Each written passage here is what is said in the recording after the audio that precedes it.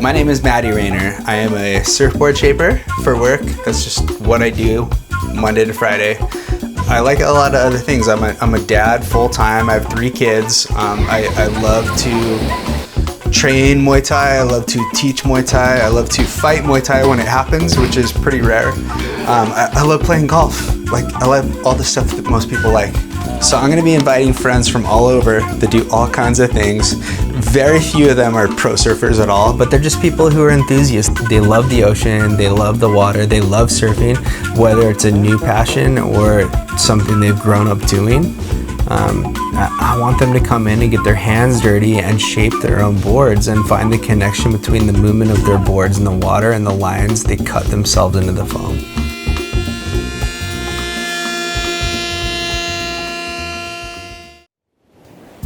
Harry Middleton so elegantly expressed, fishing is not an escape from life, but often a deeper immersion into it.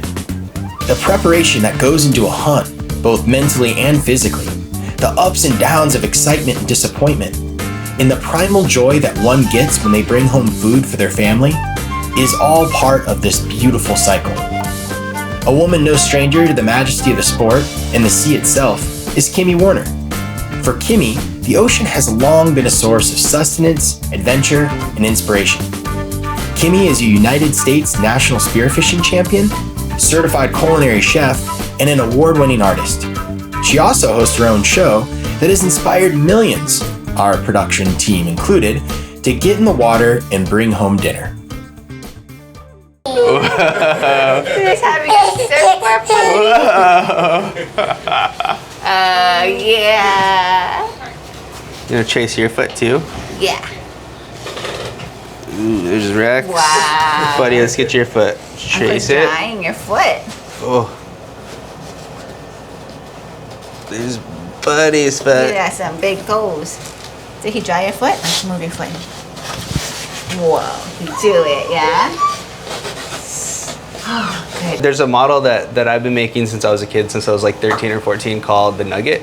And it's basically just kind of like that picture. It's a little round tail, fuller nose thing. So it's almost like a fish that kids can start turning. Like even grown-ups, like Tom rides them, I ride them. The lifespan of Buddy actually being able to ride this thing will be, 10 to 12 or maybe even 14 years. That's crazy. That's so fun to think about. It'll be grow cool. Up with it. Yeah, it'll be cool because when he's 4, he's going to be learning how to just stand up on it, and then he's probably going to put it away for a little bit once he starts surfing better at age 10 if he does the surfing thing.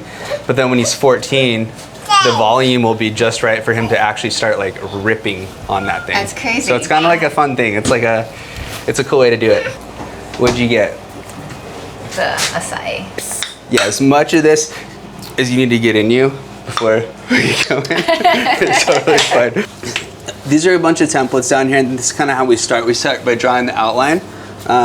There's a couple little fishes and stuff, and then this is the one I was thinking of running for Buddy.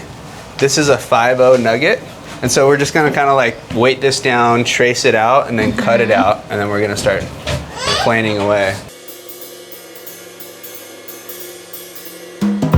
I think the reason that I don't fish or I don't spear or dive or anything is because I don't know how to cook stuff. And so if I actually do get something and then it's now what? But it's always kind of been like that. I think that is the perfect reason not to be killing things is because you don't have a follow-through plan for it. And I wish more people were like that, because I do feel like a lot of people just get so into the hunt or the kill, or I want to shoot a big fish, or they kind of get into it for these macho kind of conquering ego reasons, and then they just buy a steak at the end of the day and don't know what to do with their fish and throw it in the freezer, and that just pisses me off. I don't think that's right at all. And so for me, it has to start with the food. Is that how you started? It's kind of even for me. When I was about 5 years old, my dad would let me tag along, and he would go spearfishing, so I got to just swim and follow him and watch. So I got exposed to spearfishing at a very young age, but at the same time I also was exposed to then like bringing that home and watching my mom, help clean it and cook it. And so it was always like, nature is giving us food. It was always that understanding. It sounds like spearfishing for you isn't just like diving down and catching a fish. It's the process from the beginning all the way to putting it in your belly, right? Yeah, I mean that's what it should be. It's the ultimate grocery run. Right, right. And so it's like you're basically going to your store, to your walk-in refrigerator, and you are just immersed in it and being completely selective in deciding what you're going to put on your grocery list. Right. And you have to, have a plan for it, or at least come up with one for it. And so I didn't actually start spearing fish myself until I knew how to cook. And I'm not saying it has to go in that order. Maybe you can start spearing and learn to cook from there, but I think you have to have that motivation for the follow through. Like, to me, the hunt isn't done until you have something on a plate to, nurture yourself and share with other people. And so yeah, with both like spearfishing and even now bow hunting, that's something where I didn't pick up a bow until I knew, like, I know what to do with this meat. I know how to treat it with the utmost care, make it into something delicious, and truly honor it. One of the coolest things I found about what spearfishing brought into my life as an adult would be a sense of community. And I didn't expect that at all, but when I would catch like a fish that was too big to eat all to myself, I'd always end up, sharing it with someone, because again, you want to honor this animal, you want to eat it fresh, you want others to enjoy it.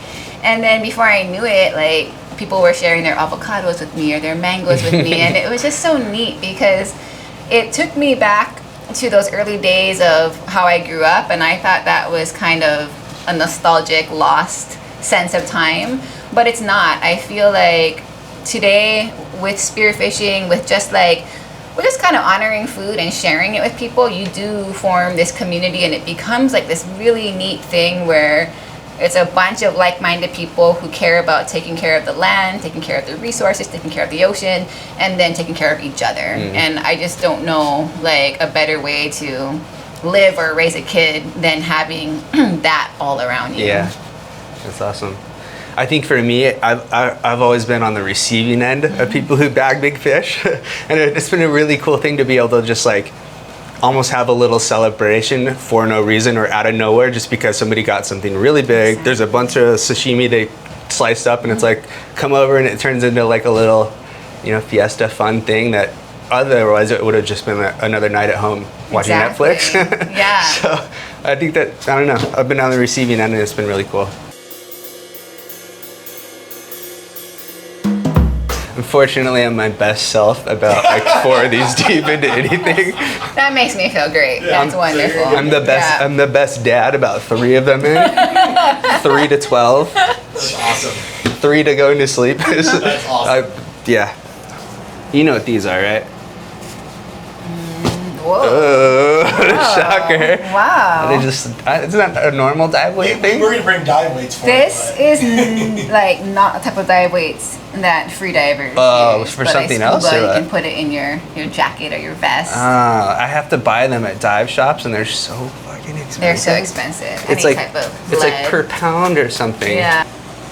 And try to keep that pencil straight up and down if you can. Like Okay, this. got it. There you go. Step back and have a look of. That's what Buddy's gonna be riding. That's amazing. There you go. Just tell me if I need to stop or be more aggressive. Whatever you mess up, I'll fix later. Boom. Nice. So try not to cover too much distance. It's more like the up and down, and just let it. Yeah. There you go. Okay. Now what? Break it off. There you go. Boom. Bones. Skin. Yeah, there's your bones.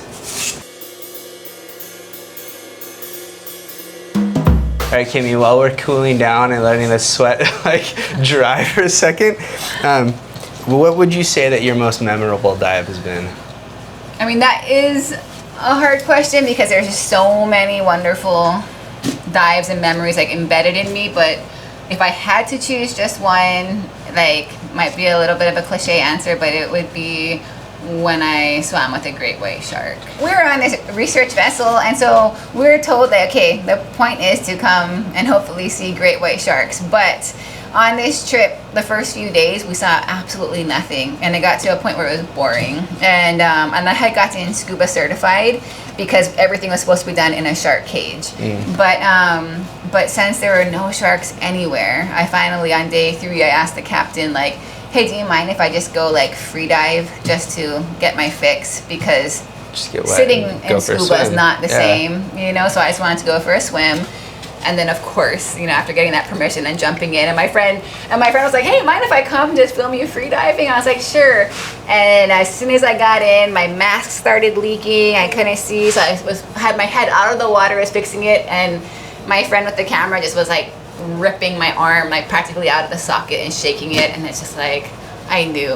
I was just like, of course. And as soon as I put my face in the water, like 3 feet away from me was the biggest great white I had ever seen. And I had never seen a great white. Every great white is the biggest great white I've ever seen. You can fit inside of all of them. Yeah. Right. Like your body. But yeah, so it was a trip to study the sharks, but it was at a time where no one was expecting to see them. And that's the only reason why I was even in the water. And of course, that's when it all lined up. That's wild, but it was awesome. It was so cool. They always are. I feel like those scariest things and the I don't want to say near death because it all just depends on where your mind's at, but I think the things that you live through are the things that inspire you even more day to day, and just the appreciation, the gratitude, and like seeing things differently. Like I've had a few things, though again we don't need to like go into on camera or whatever, but like quite a few things where it's like I planned on dying at that point. And even like I've told people this recently, but with growing up surfing, it's like, or just growing up in the ocean as a little kid, you are conditioned from the age of like 4 or 5. Every time I fell in a wave or just in the shore break, you go underwater and you're like, this is it. It's this big. Like the waves are this big, but you think you're gonna die, and then you come up and it's like, I made it. And then you do it again, and it's just this repeated behavior of just surviving and then coming up and feeling again gratitude and joy and just some sort of perspective that I don't think a lot of people get a chance to feel without putting themselves in really weird situations or doing hallucinogenic drugs. So it was a mix of so many emotions that would probably have to take the cake of my most memorable. At some point swimming towards that shark, was there some fear or right? I mean, for sure. Dumb question, maybe. I mean, but just absolutely. Like, I'll be honest. I know these days that was a long time ago, and I know today everyone swims with sharks, and it's like the trend and the fad. Right. You know, not those though. Like this is different. But for me, I will have to say, like, people were like, "Oh, it's not scary," you know. They're lovely or whatever, but it was scary for sure. Like, I am not gonna lie, like, it was absolutely terrifying, but it was just one of those things where you have to look at your choices and then take your fear, turn it into something more useful, like courage, and just go for it. There is some beauty that comes out of putting yourself in harm's way and it all going well and it all going smoothly. Well, I think it's about letting go, you know? Acceptance, it's like we get to a point where it's like you realize that you're trying to hold these reins so tightly and control, and that's not how you're going to get to the other side. You know, you're going to get to the other side by just almost like surrendering or committing or whatever it is that gets you there, but just realizing, like, I have to let go of that panicked sense of control and instead just like go with this. Embrace it. We're here now. And it is amazing when you get to whatever the other side of that fear is, you know? Yeah.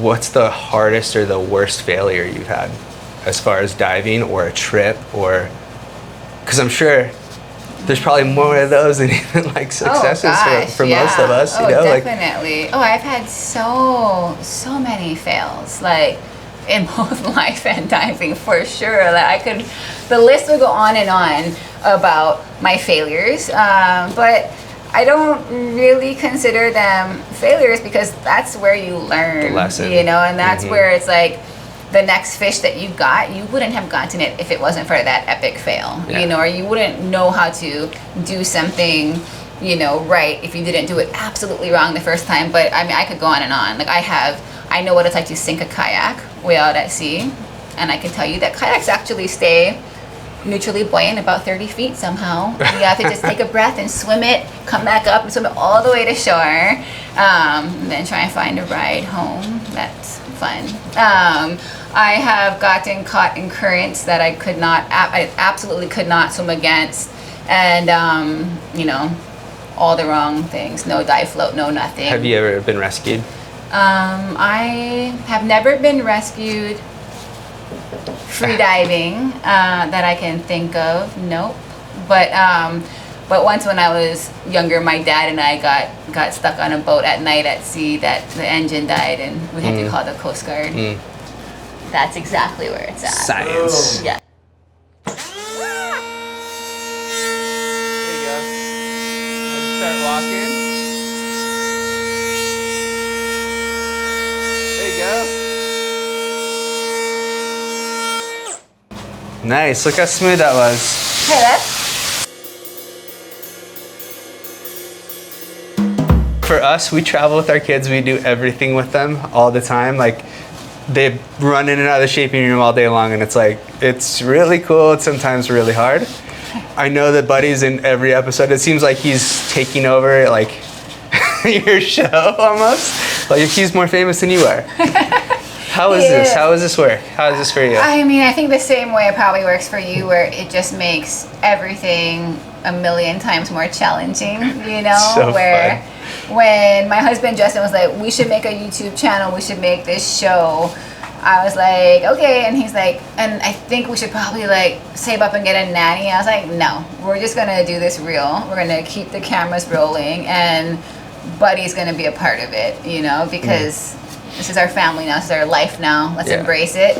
And then instantly I learned the challenges of that, because it's like, it is so hard to do any type of production with an infant, you know, in tow. But it makes it that much more special. Like, and now that we have filmed like a full year, one episode a week, that we have his life like saved forever. And I think that's probably the favorite part for me. I love everything about the show, but when I watch an episode, nothing comes over me more than just the emotion of like, look at how little he was. I forgot those little mannerisms he did then. Oh my gosh. And it's just like, I'm so happy that we captured it all, because it's like this time capsule of his life. My favorite was the most realist moment ever. When he was rolling down the hill in Alaska. Dude, that's not going to be just your first kid. That's like all of them. The third one will roll down the hill in Alaska like 6 times more than the first one will, because you actually pay attention to the first. So I don't know, man. It's just cool. It's just cool.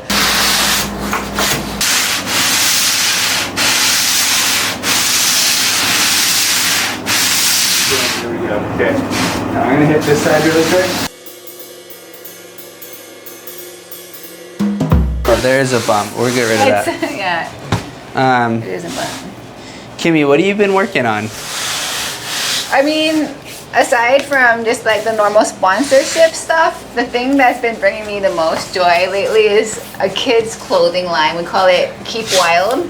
And my business partner, she like made this whole like idea that like we're gonna have this like line, this like business that's gonna be called Kimi Werner. So she made this whole logo of KW, and then at the last minute I'm like, I don't want it to be my name. You feel too weird, right? Yeah. Like I don't like. And she's like, I made the logo. I'm like, I will think of something else that fits a KW. So it's called Keep Wild, and dude, that is so isn't that wild. funny? And it's a sustainable kids line, and so basically we take like old t-shirts and we make them into pants. Like, I don't know if you saw Buddy's pineapple pants that he was rocking today, but it's so fun, and I love it. Like, no one's getting rich off of anything, but the creative part is so amazing to find these old t-shirts and like give them this new life and turn them into these funky, fun, comfortable kids clothes.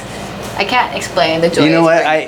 For somebody who gets a lot of t-shirts and has a lot of stuff, where do we send this stuff? My way. Just How? call me Where? up. I will come pick them up. Oh gosh. And we will give them new life. Let's see that tail half one more time. Okay. Perfect. Okay, now let's do the same thing coming this way.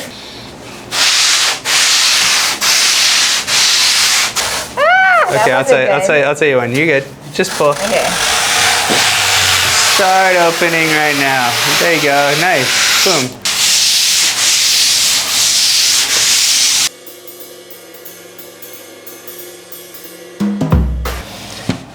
Before we get into it, I just want to ask, like, what is next for you? What are you gonna do? What's going on in the world of Kimi?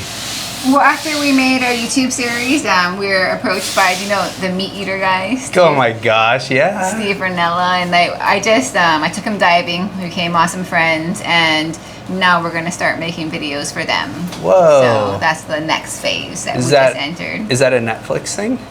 I will be on the Netflix show, and then we're also gonna do just like internet content.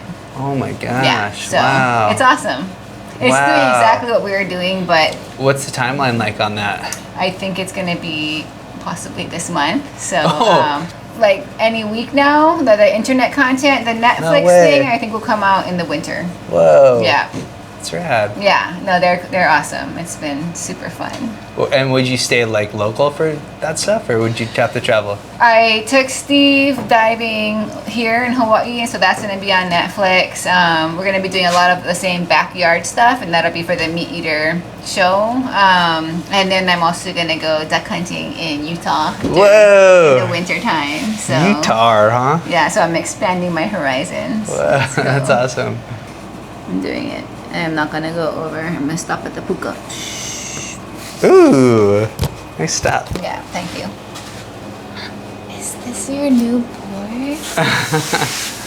Whoa. Oh my gosh. I don't know if you're supposed to scratch it, You but can scratch it up. okay, if you want. you can do it It's all on both you. sides. This is your surfboard. You like it? Do you like it? Is he allowed to go on it like this? Okay. Here. He's all over It's his it. board. He wants to ride it. Little chunks. Sorry. Whoa. Whoa. Buddy! This is his luck when he's so overwhelmed. Oh, we're beautiful work. Hey, take it easy, buddy. And then just write 5-0 for Buddy. And then whatever, if you want to write something else, you can too. No pressure.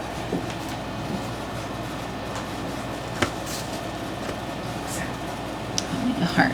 Dude, I do so many hearts on boards for people, it's ridiculous.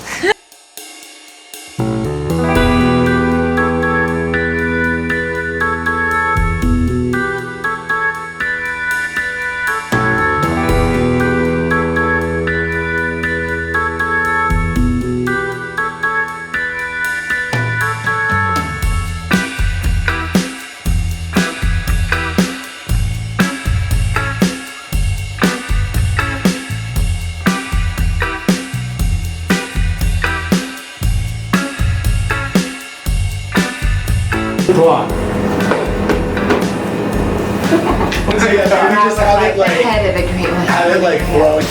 Just remember, you can't mess up. Got him? Don't let him whip back at you though. Oh, I've never seen one here. This is the first time you've seen one? Here? here, yeah.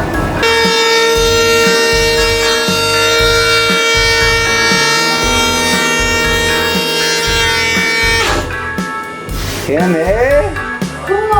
Look at dude, look how smooth that one is. Sick one. He's an alcoholic and I'm just supporting The one condition that I had when we were deciding to do this show was an alcohol sponsor. Cool. Because I cannot function with Yeah, social things. these types of things.